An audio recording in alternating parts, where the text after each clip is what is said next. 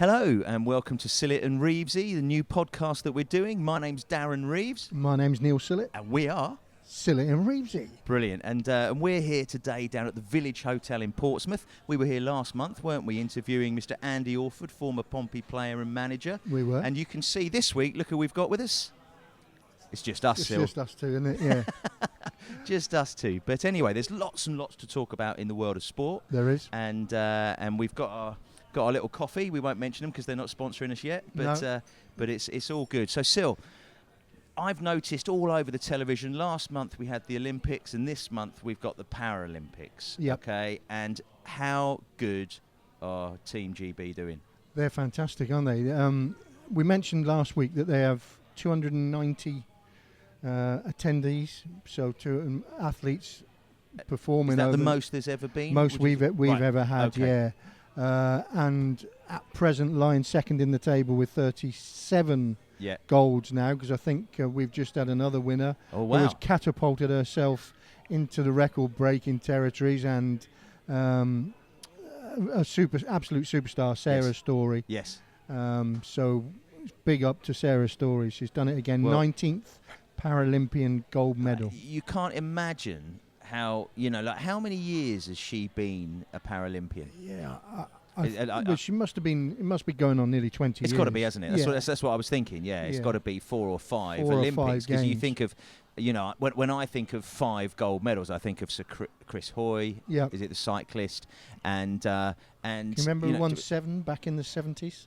in the 70s? Not in the Paralympics, in the main Olympics. Well, I can only think it must be. Were you born in the 70s? Yeah, I was born in the 70s. you? But see, my brain only goes back to sort of Daley Thompson Right, in prior the to that. early 80s. Prior to that would be Sebastian Coe. Right. So And everybody talks about Coe and Roger Ovitt were 1980.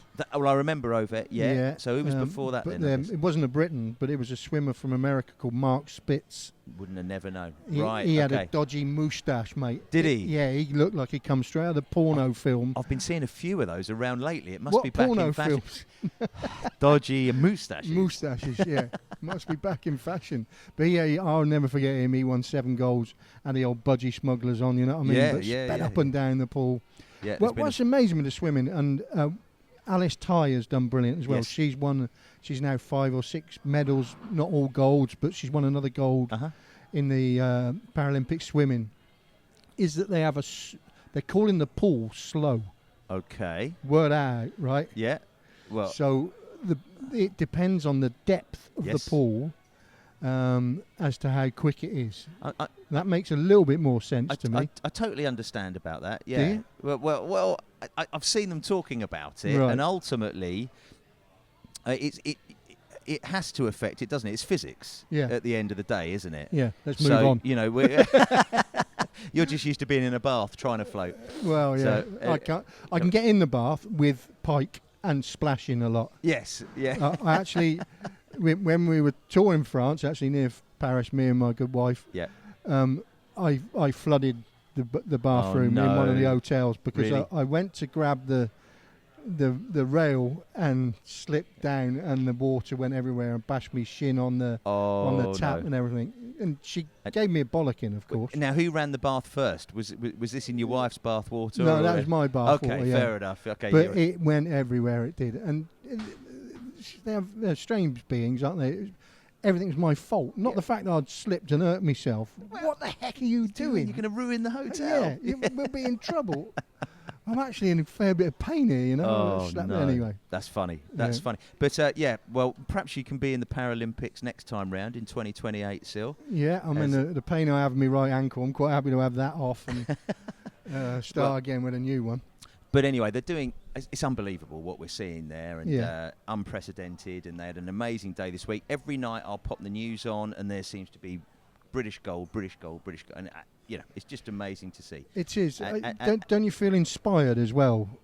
Well- because the guts and the resilience and the discipline, we know what it is, having sort of seen, for me growing up in the music industry, you growing up in the sports industry, the discipline and commitment it takes just to get yourself match fit every day, not once a week for a game. It's every day. It's training, it's eating the right foods, it's doing the right exercise, mentally preparing yourself for stuff.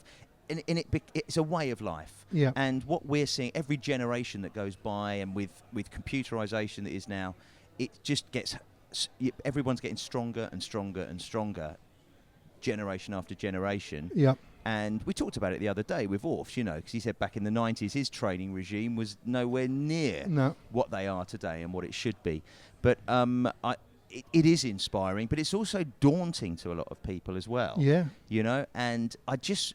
but for me, we know what it takes, and that is what it takes. To be world-class at anything, you've got to commit 100%, and you sacrifice so much. You do. In life. And even more so with these Paralympians, with the deficiencies or the inability to be able to do certain things, yes. and the problems they have getting, the pain they must have with some of these, prosthetics that are blistering, and but it's mind blowing. But you could flip it the other way. For me, sat here without necessarily any visible or aware of any disabilities. Yeah. You just look at it. I don't want to say feel sorry for people like that, because actually you'll find it's those things that inspire them to greatness. Yeah. And if they didn't have that, they wouldn't have that. That's brought the motivation. Whereas we look at it a bit the opposite. It's not a disability; it's a superpower. Yeah. That drives them. And I think we could all learn. Absolutely. Learn from it. There's our inspiration. Correct. Isn't it? We got to learn from that. Yeah. And the human body's an amazing thing. It can.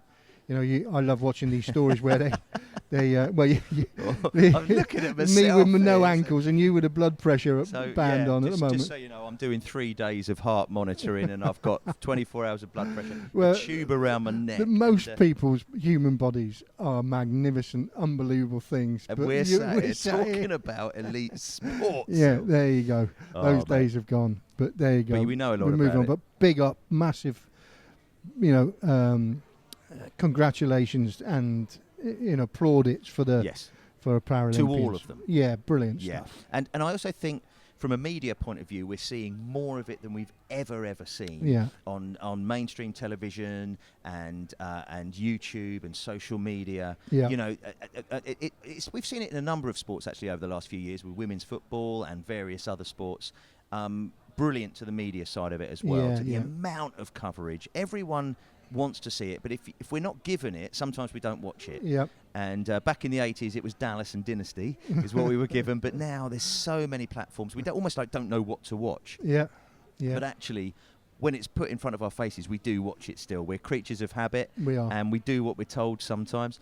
And I think from the Olympic coverage last month and the Paralympic coverage this month, I think it's been fantastic. Yeah, it's brilliant stuff. Keep going, UGB. So, Sil, we've also had another weekend of Premier League. We have, yeah. And I noticed somebody on the score charts for Ipswich. Our boy Liam Delap hit the back of the net from 25 yards, bursting run for Ipswich, his first Premier League goal. He scored goals for Man City in some of the cup games, but he's maturing a bit now, and big pressure on him. He's a big signing for Ipswich Town Football Club.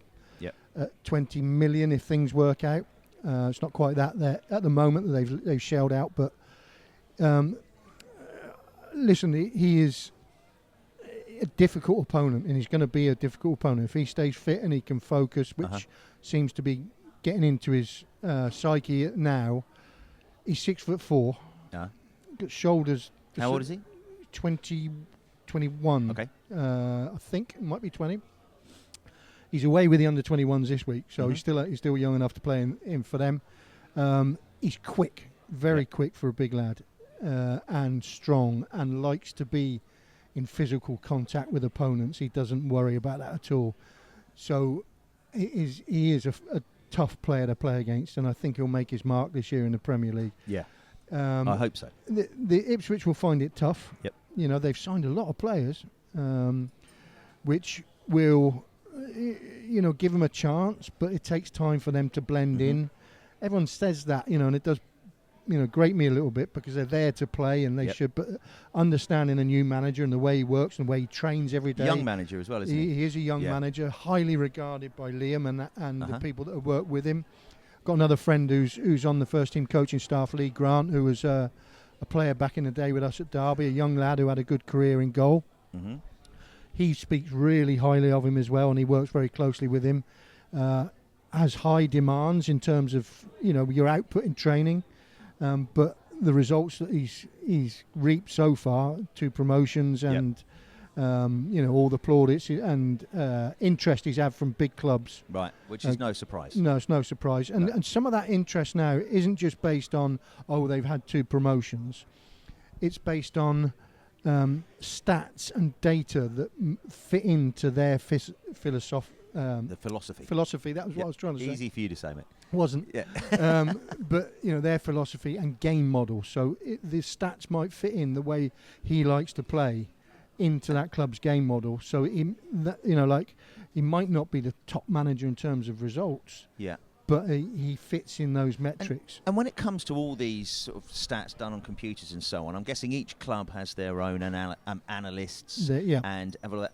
But is this data available to anyone else? I guess it isn't, because other clubs clearly are doing their own stats and seeing the stats and on they'll him be putting different metrics in. So to make it an easier analogy to understand, perhaps a Tony Pulis metric would be, first of all, my defenders have to be 6'2", athletic, head the ball in both, but can he head the ball in both boxes?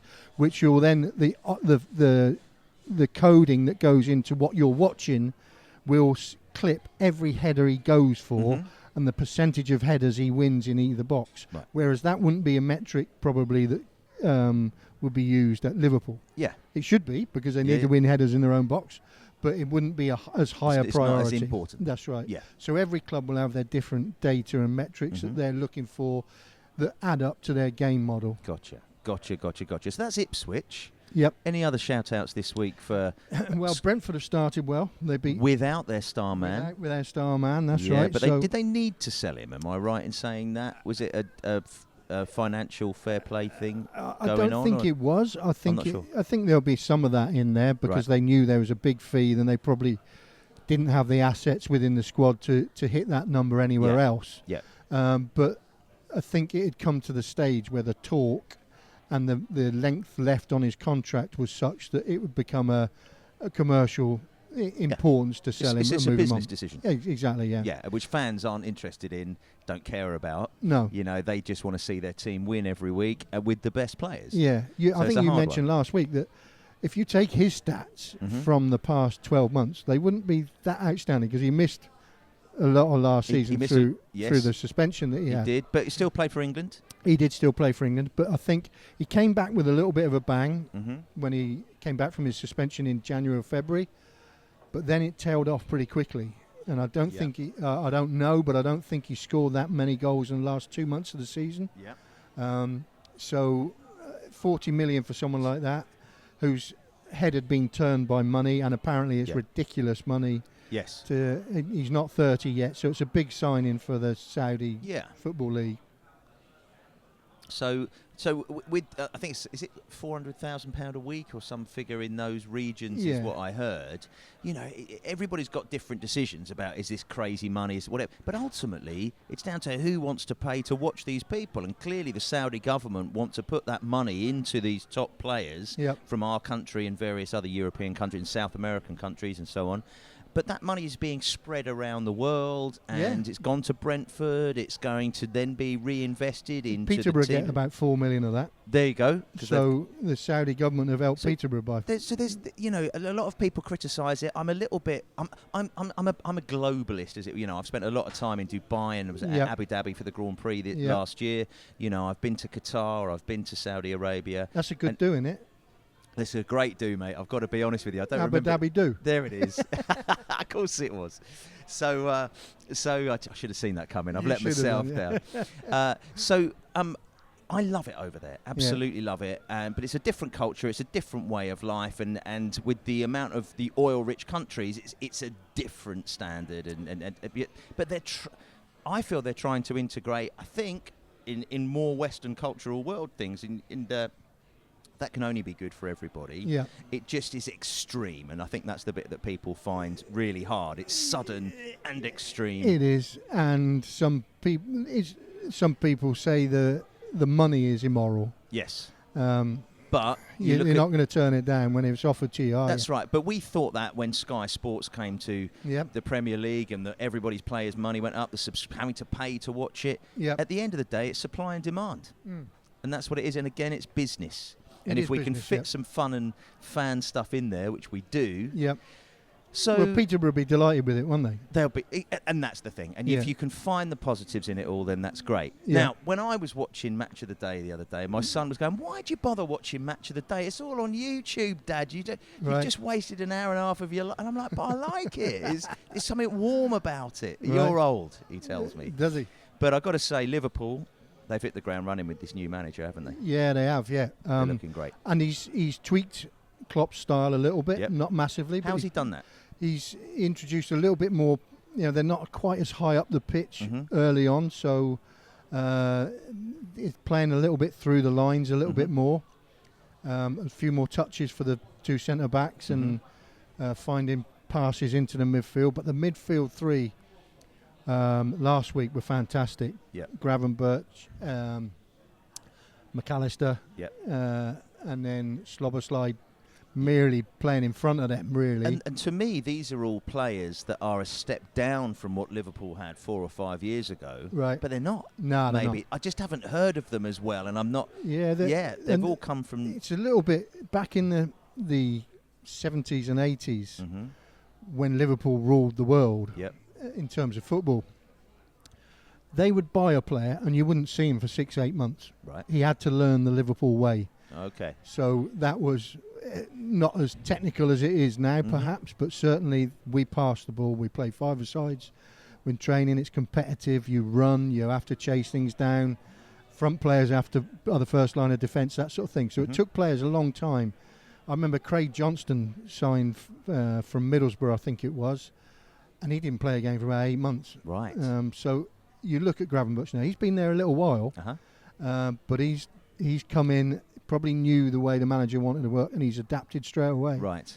And the pressure he put when on the ball, on the Manchester United players in particular, and the way he read the pass. I mean, everyone slagged Casemiro off for the loose pass that led to the first goal. Yes. But he'd read it by being on his front foot, being aggressive where he wanted to go and fetch that. Yeah. Read the pass coming out 2 steps before, so there was some intelligence in the way he was pressing. It wasn't just, I'm going to be pressing the man on the ball. He was predicting what was going to happen and watching and then the delivery of his first pass, top notch. Yeah. So and they're on the front foot, ready to go at you. Well, I always like following Liverpool, and I've been up there and watched a few matches. I was invited by the old head groundsman, got introduced to Klopp, so on, out on the pitch. My dad was watching it on Sky Sports, and I can remember going into the shop, and they've got this big board, haven't they, with all the ex-players. Yeah. And of course, we interviewed Mark Chamberlain the other day, didn't we? He's on there. Walshy's on there as well. Alex was there. Sorry, and so you're there looking at it. I think it's brilliant. Yeah. Brilliant. Steeped in history. Man United. Yeah, we don't want to spend too long on Man United. Well, Casemiro got a lot of grief, didn't he? Did really, get a lot got of substituted grief, as well. And it's easy to pick on that, but I just feel still that there needs to be a huge cultural change at Manchester United. That still isn't right. The attitude of some players during games, it stinks. I don't know what's wrong with Marcus Rashford. He's a talented player. Again, a player you really wouldn't want to play against when he's in full flow. He can run past but he's just not interested. And he looks disinterested. Yes. Yeah. But he needs to move club, area, maybe and move into another country. But who's going to buy him when he's out of form? Well, there will be people who can think they can get him go again. Okay. And they should do. Yeah, but why do you think he's like? This doesn't seem to be any. I just think it's the culture within the club. It is a disaster, and he's part of that. Yeah. And it needs to be addressed from the top down to the bottom. I think they're making moves to do that, but it won't happen overnight. Right. I was privileged enough to go and have a dinner, and I had to take the wine up. But of course you did. Did you go and buy it last week in France? I bought it in France. It was a lovely bottle of Gevrey Chambertin. Yeah. So with Sir Alex this week, it was fantastic to see him. He was in great form. Went to the game, obviously, and loves to see the United win, and he's as despondent as anyone about the form that they showed. And what role does he have up there? he doesn't have a role now. He still has, But it's just like an honorary. Yeah, like it'd be if he's not the president, he should be. You know what I mean? Yeah. So he's treated like that, and quite rightly. Yes. There'll never be another Manchester United manager in my lifetime. Yes. I don't know how long that's going to be, but certainly in our lifetime that produces the same success as he did. Yeah. And he was in great form. He's got a runner actually, moving on to racing at Haydock. He's got a little bit of a quandary because there's a charity game that involves Celtic legends at Old Trafford with a 2 o'clock kickoff tomorrow on Saturday. And he's got a runner in the 2:15 at Haydock. Surely he's got a TV in his hospitality suite. Surely that he can pop in and. Well, I think what I suggested to him was to be at the charity game, have it on his phone. If it wins, get a 20-minute drive over to Haydock to pick up the prize money. That's it. Oh, I see what you mean. So he wants to be in both. He wants to be in both places at once. Yeah. And he fancies it. Road to Wembley, it's called. Right. Trained by Richard, who's ridden probably by Richard's jockey Finley Marsh. It's in the second race at Haydock. There's some big prize money available at Haydock this weekend. Right. Last weekend's Nap Royal Playwright ran ever so well, but just faded in the last furlong. Got beaten by Sting's horse. Well, it's not Sting's horse, but we mentioned it, Fields of Gold. Yes. Which looked a real top prospect, actually. So it was the favourite. We said it had that to beat, and it did beat Royal Playwright. And I should have thought of that because we mentioned that. I say Fields of Gold was one of the first songs I ever sang. Was it? In front of an audience. Go on, away you go. No, we're not doing it now. Trevor wants me to, I know. But, But, okay, so anything else with the horse racing world? No, not at the moment. We had the family actually bred a winner that won last night. Oh, go on. Bletchley Storm. She was my dad's. There is another one out, but my dad's foal, when he passed away 3 years ago, was running around in the paddock outside his house. Right. Has now won 3 or 4 times this year. Trained by a guy called George Baker. And actually trotted up over 1.5 miles. It's been waiting for a trip and some rain, so it got that last night and sluiced up at Newbury at 5-1. So my fiver each way didn't go very far to making me rich. But still, I should have steamed him. Why didn't I steam him? We felt that a few times this year, haven't we? To be fair. No, but my stepmum Jean, she bred another one from the same mare, and bless her, called it Laughing John. So that's going to Nicky Henderson to be trained. So the old fella, that was the last foal that the old fella was involved in. Yeah.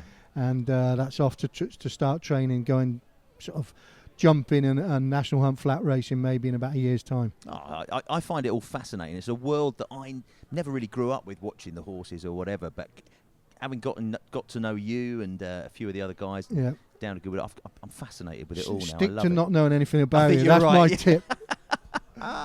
The more you know, the more you lose. Still, back to football. We've got the international weekend ahead of us. Yeah. And we've got England playing Ireland. Yeah. So I'm guessing there'll be a lot of Premier League players out there this weekend. There will be. And what's your thoughts on it? I'm desperate to see Carzo do well for England. Yep. I'll send you another picture of me and him actually, but great guy. Really, he's brought his own team of coaches with him that were with him in the under 21s. England legend, played over 100 games. Ashley Cole, Jolyon Lescott knows what he's doing. Yep. He's with him as well. So a couple of other people on the analytical side he's brought along as well. So he's got his own team with him. He'll gain respect very quickly because of the way he is. He has fun when they're training, but expects. He was a hard-working player, Carzo, one that we could rely on week in, week out. When I was with him for 4 or 5 years at Derby County, and he'll expect that from his players, and I think that will be seen in big evidence over the next couple of games. There'll be a refreshing sort of attitude around the place, I think. Gareth Southgate did a fine job. I wouldn't say a great job because I think he was lucky in a lot of areas. I think from a footballing point of view and a fan point of view, there was a lot of stuff that we didn't necessarily enjoy watching. Yeah. But if we could get our, I've got something ringing on my phone now. That's my plumber. Oh, yeah. I've got trouble at a rental property this morning with the gas. Yeah, with the gas. Yeah, it's not a euphemism. But I'll text him in a second. Yeah. But still, yeah. But where he got to with that England team, you know, in Yeah. semi-final, final, Yeah. you know, 2 finals. like you've got to be in a final to win a You final. have to hold your hands up. Yeah. That you know, even though it wasn't the most exhilarating, pathways to those finals in terms of performances, you're not remembered all the time for your performances, and nor should you be. It's results in football that matters. So, having said that, he didn't win anything, having got to finals and semi-finals. Yep. And maybe then your style of play and the attacking nature, you have to break teams down and be on the front foot, wasn't there. No, it was never there, was it? No, so hopefully, I heard the other day, I can't remember who I was speaking to, that bumped into him at a conference, Gareth, and he said the weight's been taken off my shoulders. Ah, that's interesting. So, that he can enjoy a little bit of a rest now. And sit back and be proud of what he achieved. Because what I would say about him, when he was appointed, I thought it was a little bit of an unambitious appointment. Yep. And we've seen Carsley come up from the same place through Yep. the under-21s. But he overachieved any expectation. I think we have to remember that. Yeah, we do. And we do. We've had some much bigger appointments that have underachieved. Yeah, so for sure. With probably equally as good groups of players. Yeah, I agreed. do think we're probably percentage-wise in terms of elite players, we've got loads at the moment. I'm positive, and I've been watching a documentary on Amazon Prime, Right. So they can start sponsoring us, about Sven, because obviously Sven passed away. Sadly passed away, yeah. That's right, and it was interesting watching David Beckham talk about, and the expectation of them with Gerrard and Lampard and Rooney and Scholes and all these players, and I in fact I saw Carragher, who missed a penalty when they were in the World Cup. I spent the week with him out in Monaco, so I got to know him really well. I'd forgotten he'd missed that penalty. Listen to you with your Monaco week. I keep dropping it in there. And your rental properties. I know. What are you doing this for? I shouldn't do. All I tell you is I spend a lot of money. That's more than the point. I can't keep any of it. So, Sven was. I think we all loved Sven, didn't we? Yeah, very likeable. But ultimately underachieved with that group of players. Yeah. And he so overachieved in other areas, didn't he?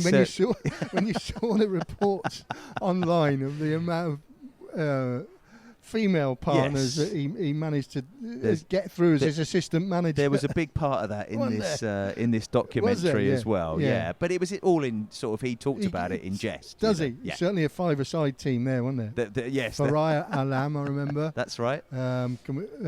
Ulrika Johnson Correct. was another one, wasn't it? It was mentioned. And then Nancy Delalio. That's right. it. Yeah. So now I'm struggling. No, that's all right. We don't need to do any more. So Scotland. Steve picked a very similar group to that went to the World Cup. It was a better performance last night.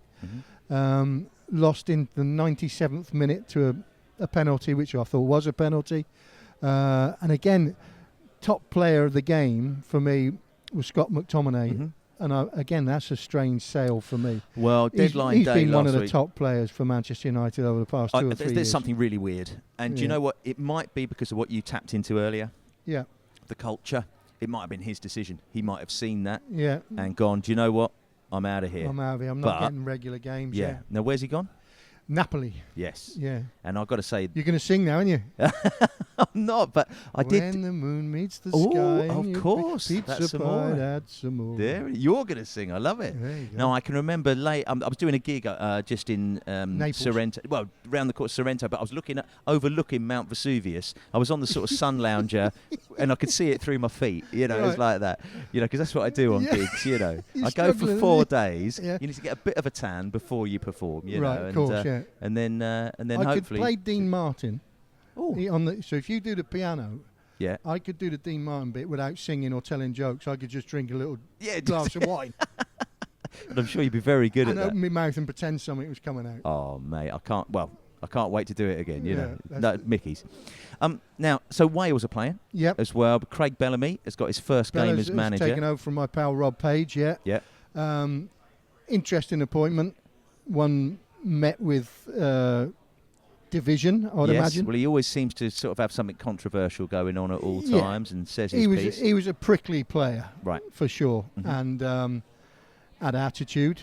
So it'd be interesting to see his nature now. He's handling players. What happens when they don't toe the line or when they want to display a bit of attitude? Interesting to see how he copes with that. But they'll need to step up to it and get on his side, and that he's in charge. He's not just one of the players. He's he chooses the players. He chooses the team. It's that's right. He'll wheedle out the ones that aren't on his side. It's still a transition period following Bale. I mean, Page's biggest problem was that the best players have come into the end or finished whilst he was taking over. And that's still the case to a certain degree. Has he got Ramsey still? Or is that Ramsey's in the squad, I think. And he'll expect a lot from him, but he's not playing at the same level he was 5-10 years ago. Not at all. In fact, they play Turkey, I think, tonight or tonight in the Nations League. The last time they beat Turkey was probably in the Euros in 21. And I think Ramsey scored then, but he wouldn't have scored too many since then for Wales. And that's a long time ago now. Yeah, three years ago. Yeah, it is. Yeah, 150 games a season. So now let's move on to another sport. Let's move on to the world of Test cricket. Right, fantastic. The cricket's been fantastic. Now the weather today, looking at it, I know a friend of mine who should have been up at. They're playing. They are playing at the moment, are They're they? off and running, yeah. Ah, right. Yeah. So England are batting this morning, but what they wouldn't have relied on, getting the runs at Lord's in the last test, was that Gus Atkinson again. I've mentioned him a few times so far. I was excited to see him picked, and he took 8 wickets at Lord's on his first game. What couldn't be better? It's outrageous for somebody to come in on their debut and do something like that. And then he's taken nearly 30 wickets already in 5 tests, and then came in to bat with England in a little bit of bother against Sri Lanka in the second test, and hit one of the most attractive hundreds you could ever wish to see, pulling balls into the crowd, smashing a straight drive to get his 100. It was technically a fantastic innings coming at number 8. And he seems really quiet, if anything, a dull type lad. Right, okay. But he's coming in and doing the business. He's doing the business. And his name's on the board at Lord's 5 times already. And what does it take the to honours get, board? 5 wickets in an innings, 100. Wow. So he's done that. It's amazing, really, what he's done. Wow. 10 wickets in a match he's done as well at Lord's already, yeah. Wow. So he's blown it away. But really, as much as he deserves all the plaudits, and he'll get into my top 5 of the week. Well, we'll talk about that in a minute, yeah. Joe Root scored the 34th Test 100 of his career. Wow. To surpass Sir Alex Cook's 33, who was in the commentary box commentating at the time, but genuinely seemed proud because his association with Root was back when they were playing captain and probably vice-captain Root for Cook. But Root just looks so hard to get out these days that he's dropped the immediate ramp over the wicket-keeper first ball attitude, and he's playing a game which is on another level to anyone else. Well, I was at Lord's for England-New Zealand a couple of years ago when Root got to score his 10,000th Test run for England. Yeah. So he's now on about 13,000. Right. Sachin Tendulkar has 15,000. Root's 33. Yeah. So he's probably got to play for another 4 years. Yeah, but again, in your 30s now, all these sports, if you're fit enough, you're good enough. Yeah, and he still looks about 16, doesn't he, Joe Root? Yeah. So you'd hope that he's able to carry on, and be great to see him get the all-time Test record. Well, absolutely. One that I don't think, if he does do it, if he doesn't, I think Sachin will stay there forever. Yeah, right. But Root's really the only chance, because they're playing less Test cricket than they used to. Yes. They're more franchise cricket around the world, IPL, Big Bash in Australia. The game's trying to speed up, isn't it? It is, basically, yeah. as we're seeing in golf as well. Yeah, there won't be the same opportunities to get 16,000 Test runs. So let's hope he gets there in the next couple of years. It'll be great for him to do that. Either of them, whoever is up there, Tendulkar or Root, it's because they deserve it. Absolutely, sure. yeah. Takes some doing. Definitely. Now, let's just mention golf. Scotty Scheffler. What's going on with him this week? Scheffler won the FedEx Cup the other day. Right. So it's all over now, it's FedEx all Cup. over. All over. Last week, that was one tip I did get right last week. I said if you wanted to earn 30% on your money, Go and back him at 3-1 on because he strolled home by 6 shots. He actually shanked one out of a bunker. We know how that feels. Eighth, yeah. It was very much, I've been there, done that.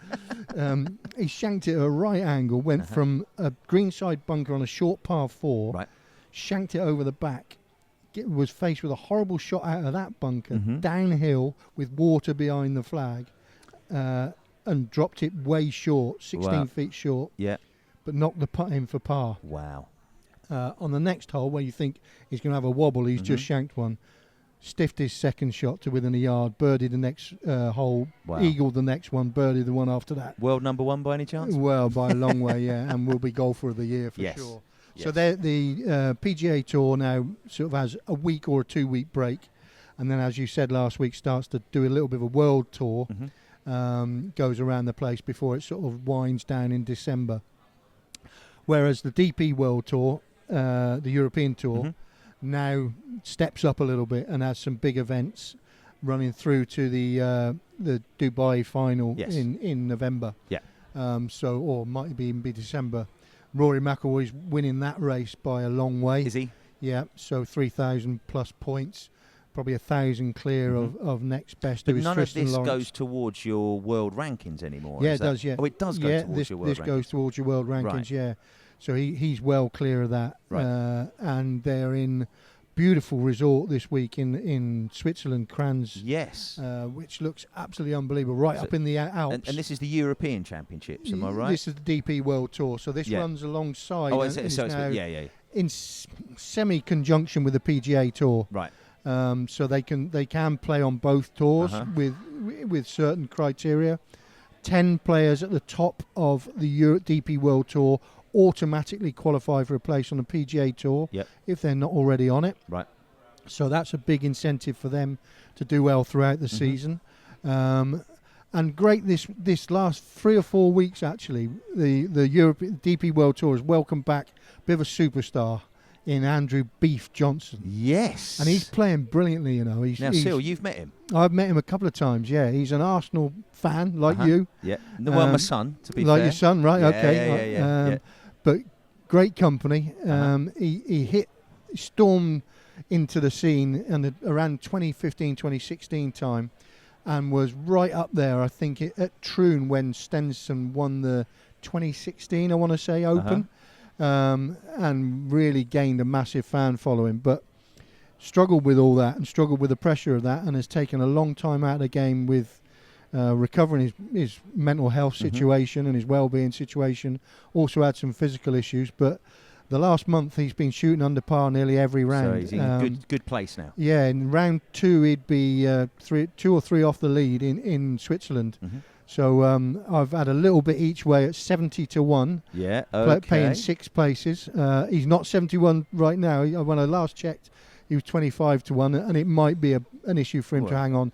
My tip over there this week, the Fitzpatrick's, as you said, doing well. Well, so Fitzpatrick's leading at this minute in time. Yep. Over there, but not the one we all think of straight away. Not Matt. No, not Matt. Actually, you and I saw Alex play in the Open and followed him for a couple of holes. Up in Hoylake. Well, you did year. at Hoylake. Yeah. I sat there on a seat and watched you walk round after him. But he's done really well. He shoots low a lot of the time on DP World Tour. He's up in the top 20 in the race to Dubai. So he's done well all through the season. Yep.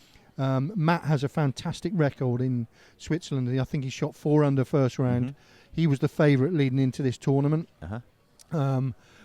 which I found a little bit strange because his form's not been great this season. He's not fired like he has done previously, but this is a course where he's previously done very well, so can understand why he's made favourite in that aspect. I've never played golf in Switzerland, but I spent a lot of time out there. I was out there a couple of months ago on Lake Geneva, and I always think, I could live here. It's so beautiful, it's so clean.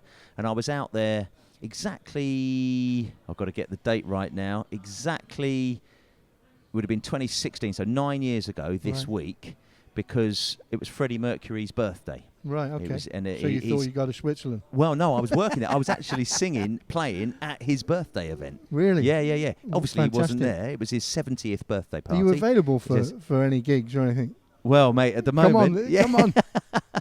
We got one coming up, and we an Uptown Joel gig. Yeah, so we have actually. So I've got Uptown Joel a week on Saturday up near Worcester in Evesham. How's that going? Well, I haven't done it yet. No.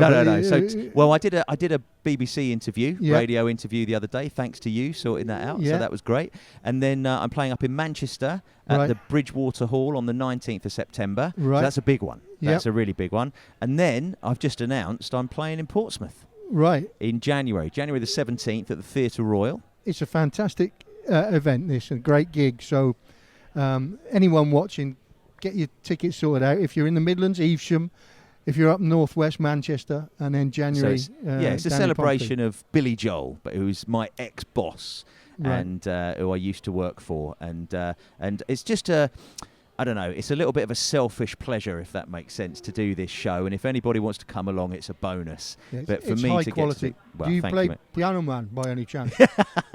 Little shout out to Kev McCormack, Pompey's kit man. Is he still at Pompey doing the kit? He's still at Pompey. He keeps telling me he's retiring. He's in about 6 testimonials. Everyone in football should know Big Kev, shouldn't they? Exactly. Yeah. He's lovely. So anyway, a little shout out to Super him. heavyweight champion of the world, he says. Well, he says, exactly. He's just super heavyweight. Well, there's your picture, says mate. Twiggy. Now then, so look, we better move on because I've got to get to a meeting, Sil. You know. Yep. But now you've written here, Brum Brum, not your favourite sport in the world, but it is mine. It's Formula One, and Formula One has just been over in Monza in Italy, where Lando Norris should have just won it. No problem at all. His car, that McLaren, is flying now. Certainly the best car on track. Yeah. And Oscar Piastri, his teammate, should be backing him up to catch Max Verstappen up in the World Championship. You fancied this to happen the other day, didn't you? Didn't I? And I really, really do. And I've been saying it for a while. So there's been a couple of things going on. So let me bore you to tears for 1 minute. So Lando Norris... This is more exciting than watching the race, listening to you telling me what's happening. Oh, mate, I love it. And so Lando Norris makes it first into the first corner ahead of his teammate Oscar Piastri. And back in Hungary, back in July... it was the same starting position of 1 and 2, Lando and Oscar, but Oscar got past him, and because he was into the first corner, Oscar went on and won the race, and Lando was not happy about it because he's in the race to beat Max Verstappen in the Drivers' Championship. So anyway, Lando makes it into turn 1, so I'm thinking, great, it's his race, Oscar will back him up. Oscar goes and takes him on the second chicane, and looks like he's going to win the race. And then Ferrari decide to change strategy and go for a 1 pit stop strategy as opposed to 2, which everyone else has gone for. They looked after their tyres in the first third of the race and ended up winning in their home race in Monza. And the Tifosi, who are the Ferrari fans in Italy, and I mentioned it last week. You did. We all follow our drivers of our nationality. Yeah. So if you're in Holland, it's Max. If you're in England, it's Lando and Lewis and George and so on. And this blimmin' thing's going off again. It's killing I can't feel my hand. So, but anyway, it didn't happen. Lando ended up finishing third. Right. And there's a bit of controversy, really, because we, as Brits, want him to catch Max up in the championship. Where did Verstappen finish? He finished 5th. Okay. Down in 6th, sorry. Finished down in 6th. Right, okay. His car is the Not 4th best car right now in Formula One. Hillman Hunter. Who? Is he driving a Hillman Hunter? A Hillman Hunter, mate. Yeah, that's got to be a car from the 60s, am I right? It's one of my first cars. Was it? Gotcha. The brakes went coming down a hill in Bristol. Well, that's what Max needs right now. Is it? So anyway, so that's one story. But also in that race, one of the slowest teams, Haas, they've got a driver there. I really like him, actually, Kevin Magnussen. He's been in a bit of trouble. And he's done I can't feel a thing. And he's basically got 2 more penalty points on his super license, which brings him to 12 points for just little misdemeanors during races. I've got a driver awareness course on Monday. Have you got by the way? Oh, you might see him with hopefully we'll keep it to 0 points. But what's your man called? Oh, my man. Kevin Magnussen. Right, if he's on the course, I'll give you a text. Yeah, exactly. Let me know. So anyway, so he's been banned, and this is the first time in Formula One history any driver has been banned for accumulating 12 points in a season. Right. And there's still 8 races to go. Serious question, right? Yeah. If they get 12 points on their licence in Joe Public land as a civilian, you don't get. Are they allowed to drive in the F1? You don't get. Well, maybe it might flip round the other way. Yeah. Yeah. So, but not on the roads. So anyway, so in comes for one race in Azerbaijan in a couple of weeks' time. Is Oliver Behrman, who's got his race seat for next season. Oliver came in earlier in the season, and actually drove for Ferrari and finished 7th. And he's only young. Yep. He's what is he? 20, something like that.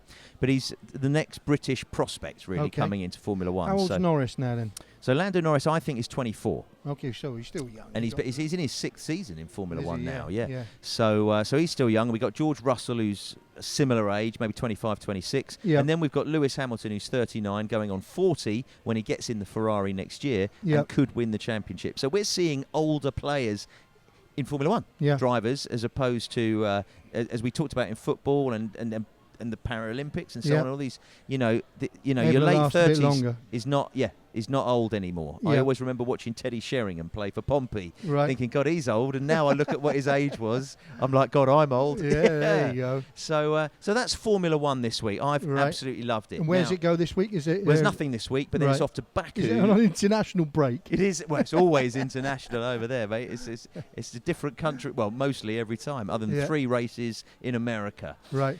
So what have I got written down now? So you've mentioned that. So we now want to talk about your dad again, John Sillett, Big John, of Coventry fame. Yep. Now you've been part of organising a memorial statue for him outside the ground in Coventry. That's right. Yeah. Tell us a bit more. Yeah. So the fans initiated a lot of interest in having a memory, a long-term memory of my dad and his time at the club, and also George Curtis, who was sort of Dad's CEO when they won the FA Cup in '87, or we did. I was part of that as well. And through a small committee of people led by fantastically keen Joe Elliott, who has also sponsored the club in the past and has been a president of the club, we've hit the amount to have the 2 men built in statue and put up at the CBS Arena in spring next year. So I went to visit the sculptor this week because it's the last time I was going to be able to get to see them in clay. So it's taken around 6 months of work from Douglas Jennings, the sculptor. He also made the statues of Jimmy Dickinson at Portsmouth, Johnny Haynes at Fulham, Graham Taylor at Watford, Jack Charlton's statue up in Ashington, I think, in the northeast, and recently Walter Smith at Rangers. Yes. So that's a 1.5 times life-size statue. It's absolutely fantastic, and I can only say Douglas's work is the best I've seen. Wow. You go in the studio. How many statues have you seen? I've seen loads of I like a statue, yeah. I'm one myself these days, but only because of my lack of mobility. But Tom Grennan, actually, the musician, singer. Sillett, the best a man can get. Here we go. No, he's just had to make that in a proper song or something. Brilliant. I don't know. Tell me more. He does the advert. Does he do the advert? He sings that. I didn't realise. So he's put Sillett. No, I'm going to make him. I'm asking him to do it. I love the idea. It'd be funny, wouldn't it, if he does that if he comes to the unveiling. He was so kind. We were sort of hitting a little bit of a wall in the fundraise. We've had to raise nearly 200 grand overall. Families and friends of the families have been so generous, and I want to thank them all. People putting £10,000 in, and unbelievable. How have you? Did you have a crowdfund page or anything? We had like a fundraising page, GoFundMe page. Is that done now? That's done because we've hit the target thanks to a lot of people. But Tom Grennan knocked it over the line, was brilliant, and he loves his football. He's a Coventry City fan, Coventry City nut, so he knew about my dad and George Curtis. And it isn't just a memory about that day in '87, because both of them played in Jimmy Hill's team that went from what would be now League 2 up to the Premier League. So they had those 4 promotions that took them there. Both have held sort of the managerial positions. My dad scouted, he's coached the youth team, he's coached it. So they're sort of Coventry through and through. George Curtis was a captain of the team through those 60s, was a commercial director, managing director. So they're part of the fabric of the football club. Fascinating. And I'm just thinking about those sort of promotions where you go up so many times. We talked about Ipswich going up twice, and it sort of makes me think what Wrexham are trying to do right now, going from the National League to League 2, now in League 1. Yeah. And to be honest, I haven't looked how they've started, to be honest. Started unbelievably well, yeah. Have they really? Yeah, they're going to be in there with a shout. And I love watching the documentary. Have you watched the documentary? Yeah, I've watched the 2 guys. I find them fascinating, and they're great value, aren't they? They've added something massive to our game over here. They definitely have. Ryan Reynolds and Rob McElhenney, if we've got to say it properly. And Paul Mullin, the striker, was in Deadpool, wasn't he? the recent remake of. I haven't watched it, but I was in Abbey Road Studios where they've just recorded the soundtrack of it, and I saw the poster up saying, we've done that here, and I thought, okay, I must watch it. But every time I've watched Deadpool, I've been a little bit dead myself. I can't stay awake. I've never watched any more than about 20 minutes of it. Well, you must sleep well, especially with that blood pressure thing on it. You're right. No, but they have been brilliant for Wrexham, and they've rescued Wrexham, and now building a club that could be around for a long, long time. I actually went there. Did you? Yeah. I'm trying to think when it was. I was on the way. Was it back in April? We were on the way to a karting event up in the Lake District. Right. And is there anywhere you haven't been on this episode? I'm running around like a lunatic, aren't I? And I'm actually there going, I haven't got enough work. I need clearly. But yeah, we actually went to the ground and had a little look and saw the pub, the turf pub next to it, and and it makes it real. Yep. You watch things on TV and you think they're not real. See things in America, they're not. It is real. It's real, yeah. As much as you and I sat here chatting what we love about sport, and it is about real. It isn't about watching it on TV. No. And so visiting these, I highly recommend just going along, getting a selfie. Yep. And then when you watch it differently. It's like going to watch a football match or Formula One or the golf. Yep. As soon as you've gone and watched it live, your experience of them being back home on your sofa watching it is totally different. It's like having a fiver each way at beef at 70-1, isn't it? I'm going to be engulfed till he falls away, which he can do. Engulfed, I like engulfed in the golf. Yeah, very good. Now, Sill, you've come up with this great idea where we get to pick a five-a-side team of our choice, and each week of the from all sports really that we've watched, and I think that's great. I was out playing five-a-side football last night with my blood monitor on and my heart monitor on and everything else. The doctor will go nuts if he will find out because he's going to see the results. But the good news was we won and I scored, so it wasn't a bad thing. So, Sill, let's talk about your pick my for five-a-side this week. Tell me who you've got. It's a bit cricket top heavy. That's not two a bad people thing. I mentioned the other day, earlier in the episode, Gus Atkinson and Joe Root. Yes. Both have to be in my five-a-side team. Atkinson's been fantastic, and I was a little bit hoping he'd get a chance after seeing him in white ball cricket last year live. Joe Root has to be in there for what he's done, creating records. Unbelievable record he's produced. Got to put my godson Liam Delap in there. First Premier League goal. It wasn't just a tap in, it was a 20-yard blaster on the run, so fantastic for him. We mentioned earlier on the unbelievable achievement in the Paralympics for Sarah Story. So I'd like to put Sarah in the team. 19th Paralympic gold medal, deserves to be in any five-a-side team. I totally agree. And my last one is Jack Draper. The tennis player. The tennis player. Brit. So the first male Brit to get into the US Open semi-final for 12 years. Andy Murray did it 12 years ago. And that was quite interesting because, as I mentioned, I was up with Sir Alex this week. Yes. He was at that final that he played Djokovic in New York. And I was texting him because we were on a bit of a golf day and we were out quite late. And I was texting him, get hold of Djokovic's dad, will you? He's driving me nuts. He's a right piece of work, he is. And he went, Sill, I can't. He said, there's 2 years in front of me and everything. But that was the last time that a Brit had there. But going back to Jack Draper, has been fantastic. He's 6'4", 6'5", left-handed, massive serve. Yeah. He's got a little bit of a hip flex or a hamstring or thigh problem by the looks of him, and a real test in the semi-final, taking on the world number one, Yannick Sinner. Yes. Who's been awesome over the last couple of years. Although I actually thought Alcaraz was number one, but I've got to be honest with you, I looked it up as well when I saw what Jack Draper had done yesterday on the news, and I thought Alcaraz was number one as well. Yeah. And so you, at the end of the day, to be in the final of the US Open, you've got to beat the best to be the best. Yep. And he's got to go into it believing that this is the chance. Absolutely. In the same way that I talked about Gareth Southgate in the England team, you've got to be in the final to win it. Yeah. So I think we need to absolutely all get behind Jack Draper now. The new England sort of hope, really, in tennis world, having now. But we've got to say British hope, because we had Andy Murray as a Brit, didn't we, all the time, and we supported him. Yes. So even though he's a jock, but we've got to say Jack Murray's a Brit. So Jack Draper. Jack Draper. And let's hope he can get through tonight. Okay, so we've got Root, Atkinson, Delap, Draper, and Sarah Story. And Sarah my Story in five-a-side yours. team of the week. Now, I've got to say, from a football point of view, I want to put the whole of the Bournemouth team in it. Right. Because of what, I felt so sorry for Everton how they've started the season. There. Terrible results. And you've got the England goalkeeper, Jordan Pickford, in there. And they were 2-0 up and cruising to a 2-0 win at home.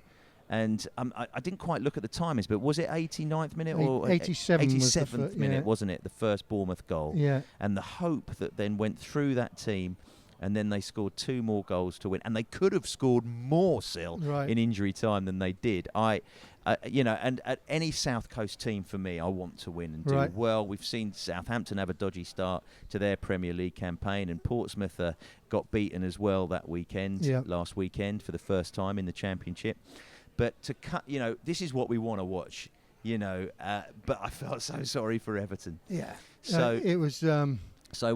It was a tough one for Daichi, and as I said before, I've got a pal on the staff there, Steve Stone. Yes. And they were very disappointed in players still thinking they can get a third goal when they're 2-0 up, rather than seeing the game out. Yeah. Apparently, fullbacks were still bombing up the pitch when 2-0 up with 3 minutes to go. So you think a lot of that attitude gave the opportunity to Bournemouth? Definitely opened the door, which you don't. You close the door and you put your foot on the neck, and you don't let it off till the game's finished. That's the rhetoric you should be giving. From I do hope for Everton they learn from it, because they're going to be moving into their new stadium next season. Yeah. And do I want to see them go down? No, I don't. No, I don't. I want Daichi and Stoney and Ian Wone still to be there at that time. I totally agree. So we'll go Semenyo in there for me. Okay, yeah. With the cricket, I've got to agree with you with Gus Atkinson. Yeah. He's going to be in mine as well this week. Good, yeah. I've got to agree with you with Sarah Story,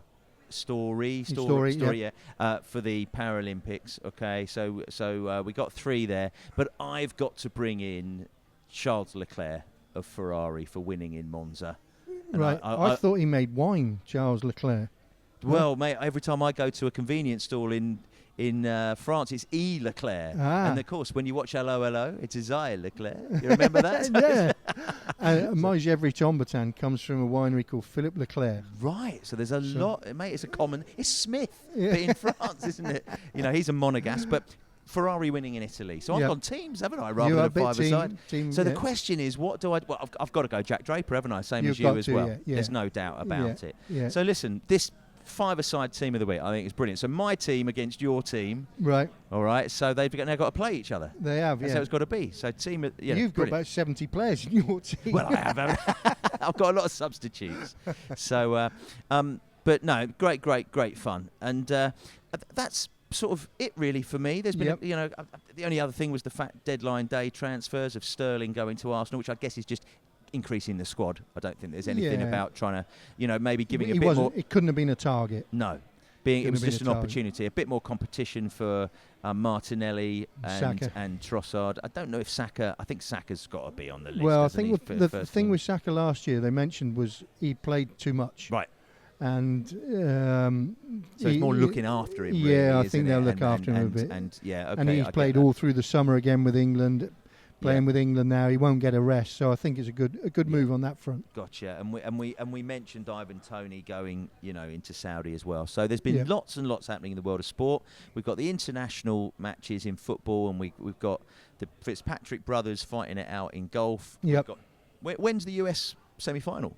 Yeah, tonight. It's tonight. Friday night, yep. Right, so we've got that to look forward to tonight. Stay up late. Yep. Road to Wembley each way at Haydock tomorrow. Sir Alex Ferguson, Road to Wembley. Let's look for it. We've got lots to look forward to. That's it from us. My name's Darren Reeves. My name's Neil Sillett. We are Sillett and Reevesy. Tune in next week, and we look forward to seeing you. Take care.